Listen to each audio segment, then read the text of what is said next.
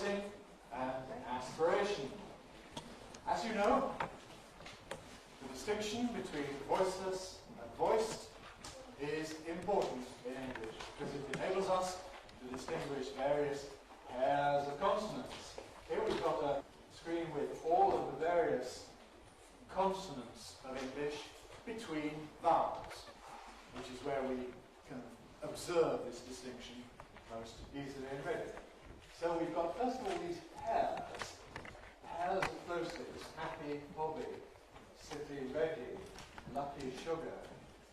Pair of Africas: nature, magic. And then some pairs of fricatives: suffer, river, author, father, icy, easy, nation, measure. And in each case, on the left, we have the voiceless consonant. On the right, we have the voiced consonant. Now, the difference, you remember, between these is that in a voiceless consonant, the vocal folds are held wide apart, allowing the air to pass freely. Whereas during voiced consonants, the vocal folds vibrate. That is to say, they open and close rapidly, giving voice. So that's the distinction in the top pairs. Down at the bottom, we've got various other consonants of English which don't come in pairs, where we have just a single consonant and it's voiced. So we've got three nasals in the middle of hammer, honey, singer. We've got two liquids, sorry, follow, and we've got two semivowels, beyond, away. All of these are not members of pairs of voiceless and voiced. Now this basic presentation looks sort of very simple and straightforward. The complication in English lies in the details, because the so-called voiced consonants are not, in fact, always very thoroughly voiced. The distinction between voiceless and voiced consonants is often carried by other things than strictly voicing. It's carried by aspiration, by the effects on vowel duration, which we saw with the clipping, pre-fortis clipping, and by things such as globalization, which reinforce this distinction. First of all, though, we need to make sure that we're fully in control of the voicing distinction. Fricatives here, top row, the voiceless ones: coffee, author, icy, mission. Bottom row, the voiced ones: cover, other, easy, vision. And here, the distinction really is one of voicing. We did a little practice in the first lecture. We can do another practice now of saying aloud fricatives and keeping everything the same, but switching the voicing on and off. So, practicing like this.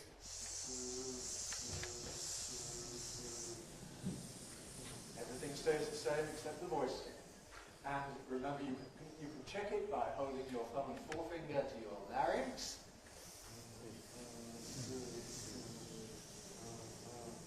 And even more dramatically, by covering your ears with your hands.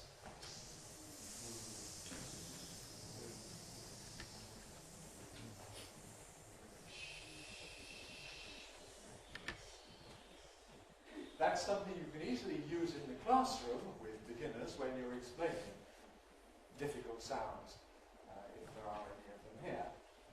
The bottom comment is for the benefit of Korean and perhaps Japanese students about saying easy and not making it into EG, which is a problem they have.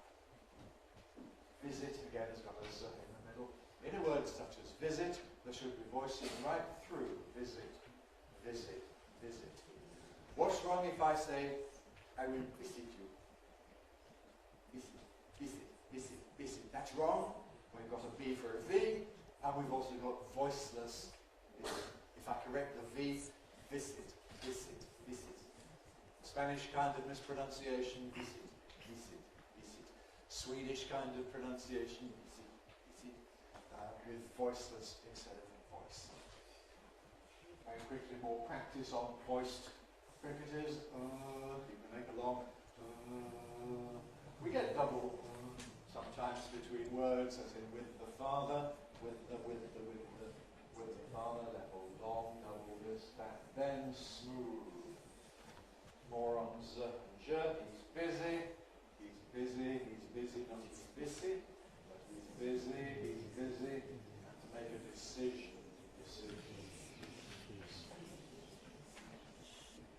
Now, one of the difficulties in English is that almost all of our consonants can be found not only at the beginning of a word or a syllable, but also at the end. So here again we have all the consonants in order at the end of a word. Man, rub, again, so-called voicing distinction. Net, good, back, egg. Notice that they are different. Rough, love, fricatives, depth, smooth, face, cheese, push, beige, rich, edge, affricates. And then the nasals come, pen, sing, and one liquid in my kind of English cell. I wouldn't have final R in a word, at least not on its own. And again, the last few there don't have voiceless finals. Well, it's time now to look a little bit more closely at what we mean when we say voiceless in a word such as pen. We have distinctions between pairs like pan and ban, town and down, come and gun. So the first thing we note is that we have to make them different. That's not a problem, I think, for most of you. It is a problem for certain language groups occasionally, but here there is a difference, and you must always make that difference. But what is it? When we take pan, the first one, notice that I don't pronounce it ban. Now, people with language background, French, Italian, Spanish, for example, might be tempted to say ban rather than pan. Down rather than town. Gun rather than come. What's wrong there? Well, it's that these are being pronounced without aspiration. Where we have pataka in this position in English, they are aspirated. That is to say, the plosive is followed by a brief puff of breath. Pan. Slowing it down. Hand. It's that puff of breath. Hand. I have a high-tech demonstration device here. Pan. Pan. If I mispronounce it, it might be ban. The French word for breakdown, if your car isn't working, est en ban, ban, ban. English word pan, pan, pan. That's that aspiration. Aspiration is only in certain positions. In some other positions, we do rely indeed just upon voiceless versus voiced. That's the case in the pair of words simple, symbol. They're the same, except that in simple, the voicing is switched off for a minute, simple, but in the other one, the voicing continues. Simple, simple, simple, simple. Again, this is easy for most of you, but not quite for everybody. Typical Danish mispronunciation would be to say for both of them. No difference. And when at the bottom we've got happy people, those should be voiceless. Stops in the middle of each word. Happy people. Danish mispronunciation. Happy people. With voicing in the wrong place. So, special little problems for certain groups. More people have difficulty keeping the contrast in final position. So we have various pairs of words in English, such as can and can, where the difference is, again, voicing in the general sense. Can, that's voiceless. Can, well, it's sort of voiced.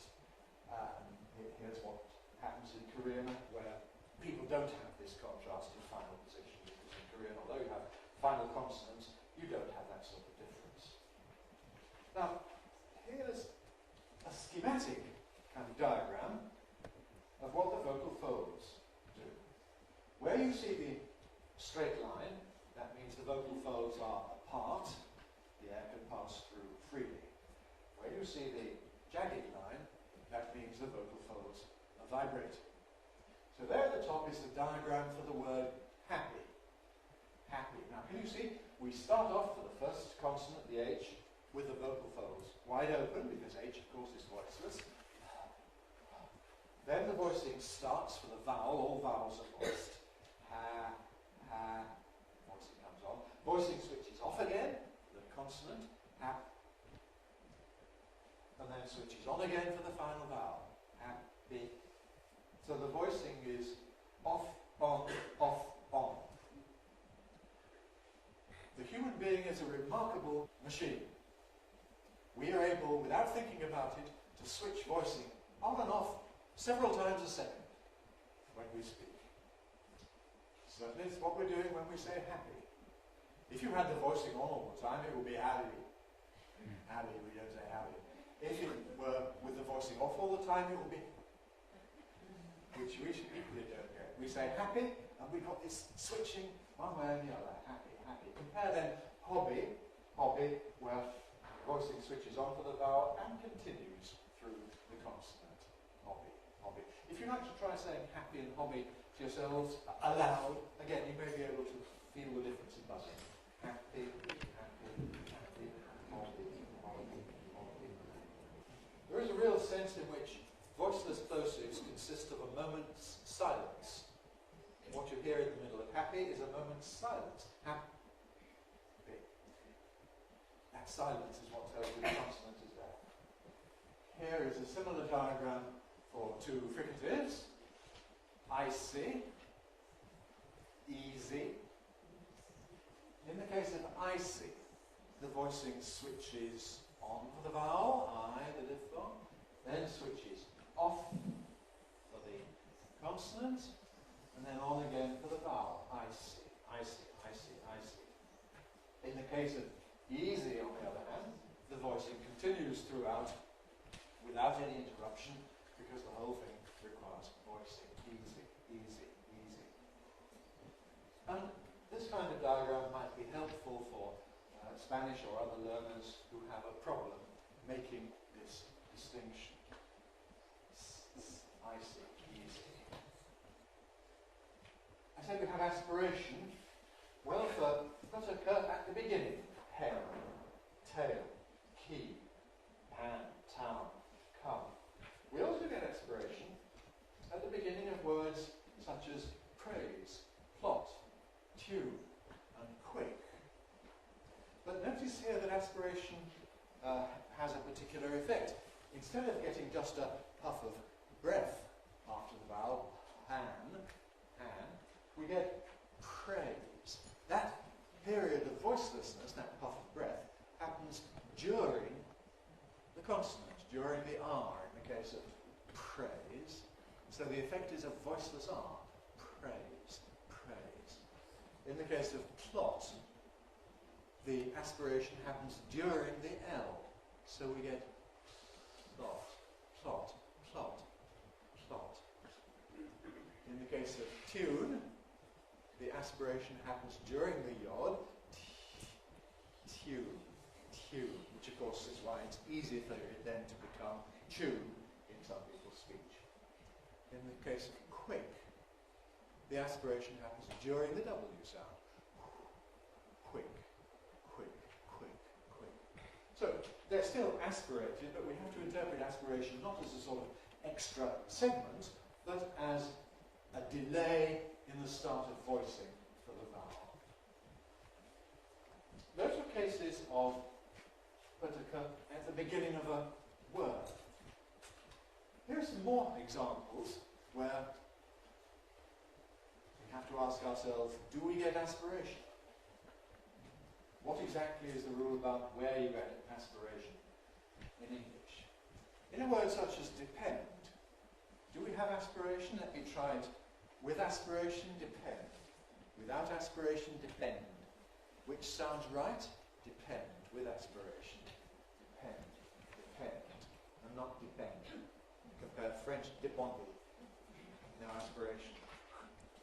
We do get aspiration in depend, attack, account, which tells us that the crucial environment for aspiration is not being at the beginning of a word, but more generally being at the beginning of a syllable, because clearly the syllable begins there with the consonant. So depend as aspiration. Attack. In fact, the word attack, as spelled on the board, is pronounced exactly the same as if we have a small nail, which can be called a tack in English. And if I have a nail and I put it on a piece of paper, you could say the piece of paper is under attack, and it would be entirely ambiguous about the two kinds of attack. Okay. Now, what about the words police, today, collide? Do we get aspiration there? These examples occur at the beginning of a word, but at the beginning of a weak syllable. Books will tell you different things about these, and it's possible that different varieties of English vary. I know I don't aspirate in this position. Police, police, police, police. Perhaps a little tiny bit, but nothing like pan. Similarly, I say today, and not today. I say collide and not collide. So, I think what's crucial is to be at the beginning of a syllable that has a strong vowel. If you like, beginning of a stressed syllable project. Now, what about these last two words here? Approve, accuse. The p and the k are at the beginning of a stressed syllable, which does have a strong vowel. But here the aspiration, again, takes the shape of devoicing the following consonant, the R or the R. So when we say approve, approve, we get voiceless R, approve, approve, approve. And when we say accuse, accuse, accuse, we get voiceless J. That's the form the aspiration takes. Confusingly though, English PTK in some positions are very definitely unaspirated. And the most important position in which this applies is after S. So in a word such as spin, stand, school, the point being that we don't say spin, stand, school. The effect of the S is to remove the aspiration spin, stand, school. We know we get aspiration in pin, pin, not in bin, bin, and in spin, spin, not in spin. Scratch, strong.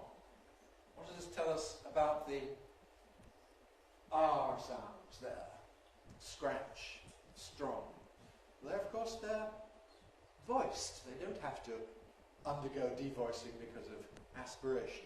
I'm not saying they're 100% voiced. The voicing has got to switch on, but there's no reason for the voicing to delay. The voicing should come on as soon as the plosive consonant finishes. In the case of strong, you do tend to get an affricate, a tr, so perhaps we can say the whole thing is voiceless there, but it's certainly not aspirated in the sense we were looking at before.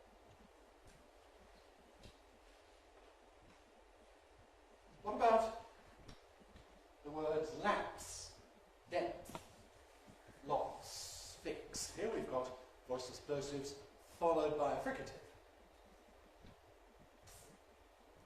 And the fricative is voiceless.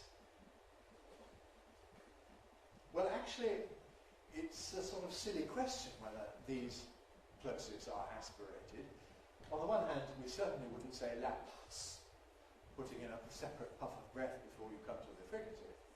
But on the other hand, aspiration perhaps is best seen as a delay in the start of voicing,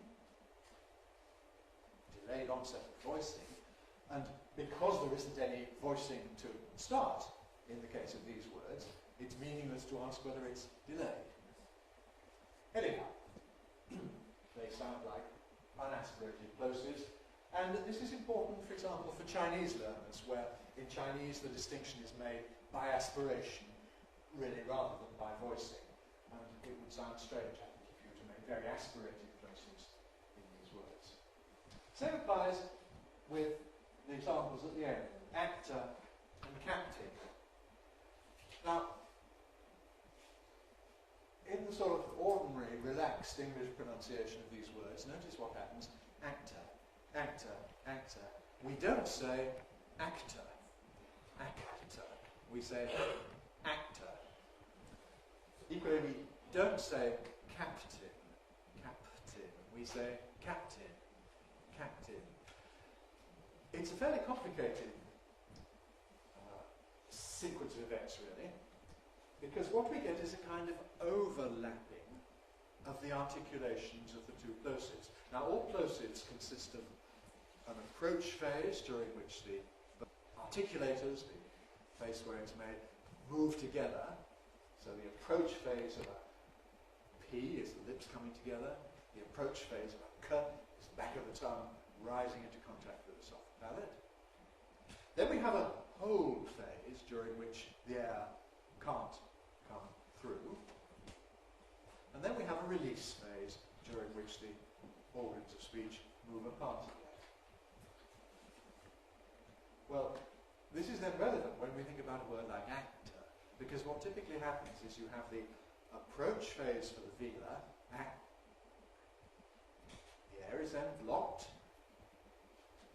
but while the velar closure is held, the tongue tip makes its movement and contacts the alveolar ridge. Act. You can't hear that because there's no air behind it. Tongue tip makes its closure. Now the back of the tongue can be released. The air still can't escape because it's now held behind the tongue tip articulation. So we get act, K has turned into T, you can't hear it. And finally, the tongue tip is released and the vowel follows, actor. And really what you can see on spectrograms and so on, physical measurements of this, we can see the effects of the velar onset to this silence. So we know it's a velar beginning, act. Then we have a long silence, act. And then we have an alveolar offset, so we know that it was alveolar as well, actor, actor. But a long silence between them. Similarly with captain. I don't know how important this is for EFL purposes, because if you say actor and captain, we can certainly understand. But it's a very careful, very special pronunciation for us. The everyday one is actor, captain. Okay, we found aspiration at the beginning of stressed syllables. No aspiration after S. There are a number of other positions where we tend to get something intermediate. Now, first of all, I say at the end of words, you might think it's pretty meaningless to ask about aspiration if aspiration is delayed onset of voicing.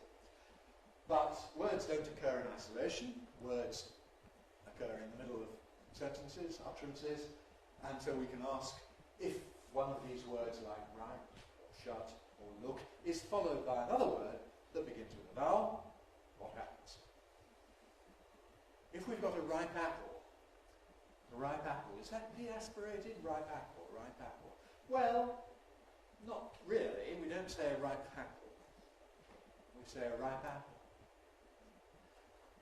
It's not absolutely unaspirated, perhaps, a little bit, but it's not really aspirated in the sense that the initial ones are. Shut out, shut away, shut away, shut away, shut away. Do I say shut away, aspiration? No. Do I say shut away, no aspiration? Well, I can do, and of course what the Americans do, and sometimes British people as well, is not only have no aspiration, but allow the voicing to continue, shut away. And that can happen, of course, because this is a position where you don't get aspiration. It wouldn't be able to happen in a position where aspiration is expected. Look out, same thing there, unaspirated or perhaps slightly aspirated. That's then true of the medial P in happy, letter,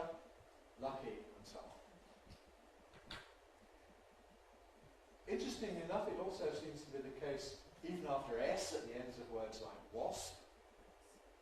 There's a wasp out there. In the middle of words like resting. Not quite as unaspirated as in sting. Oscar, lifted, all of these being after a fricative. And we've already looked at the case of words like tomorrow, today.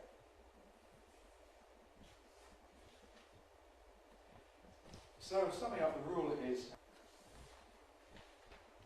we can say that English PTK are aspirated when at the beginning of a syllable if it has a strong vowel. They're unaspirated when preceded by S in this position, or when they're followed by S or some other obstruent. And in the remaining positions, elsewhere, unaspirated or slightly